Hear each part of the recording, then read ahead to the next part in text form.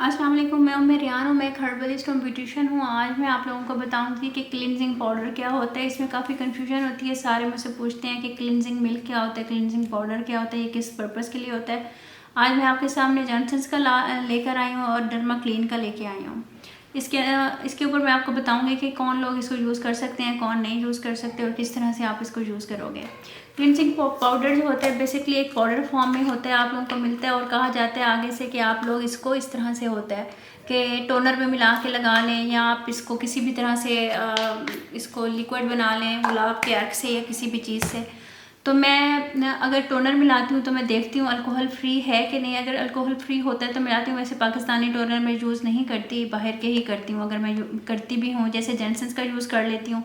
इसमें भी लिखा हुआ होता है कि आप इसमें टोनर मिला के इसको क्रीम की शक्ल दें और फेस पे अप्लाई कर दें, और जैसे आम क्लिनजर होता है वैसे ही इसकी क्लिनजिंग होती है। ठीक है, बात आपको इतनी पता चल गई कि आम क्लिनजर की तरह होता है लेकिन पाउडर फॉर्म में होता है। आप इसके अंदर अल्कोहल फ्री टोनर मिला के आप इसको लगाते हो, या गुलाब का अर्क मिला के लगाते हो, या आप रॉ मिल्क भी मिला सकते हो जैसे घर में कर रहे हो, वो आपके अपने ऊपर होता है। अच्छा, इसकी क्लिनजिंग का और उसकी क्लिनजिंग का क्या फ़र्क होता है। वो क्लिनजर हम सारी स्किन्स पर यूज़ कर सकते हैं। ये वैसे हम लोग ज़्यादातर कम्बिनेशन स्किन में यूज़ करते हैं और ऑयली स्किन के लिए यूज़ करते हैं। जिनकी ऑयली स्किन है वो ये क्लिनजर ले सकते हैं, उनकी बहुत अच्छे से क्लिनजिंग हो जाती है और अंदर तक से उनकी जो डर्ट होती है वो निकल जाती है। ठीक है, क्लिनजिंग करने के बाद आपने ज़रूर इसके ऊपर मास्क लगाना है। इस चीज़ का ख्याल करना है आपने अगर आप घर में क्लिनजिंग कर रहे हो। ठीक है, और आप ये 10 से 15 मिनट तक इसकी क्लिनजिंग कर सकते हो। कोई इसके साइड इफ़ेक्ट नहीं है। सिर्फ आपने हाथ आपने हमेशा, जैसे मैं बताती हूँ कि आपने हवा में ही चलाना है, प्रेशर पॉइंट्स पे सिर्फ प्रेशर देना है। और उसके बाद दूसरा इस चीज़ का ख्याल रखना है कि आपने रबिंग नहीं करनी किसी भी क्रीम की, इसकी नहीं हर क्रीम की आपने रबिंग नहीं करनी।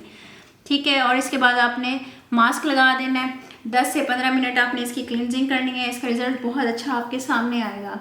ये आप एक अच्छे ब्रांड का भी है, ये भी ले सकते हो। आपको 2000-2500 तक का ये मिल जाएगा, ये वाला जॉनसन्स का। और डर्मा क्लीन का आपको 700-800 में मिल जाएगा।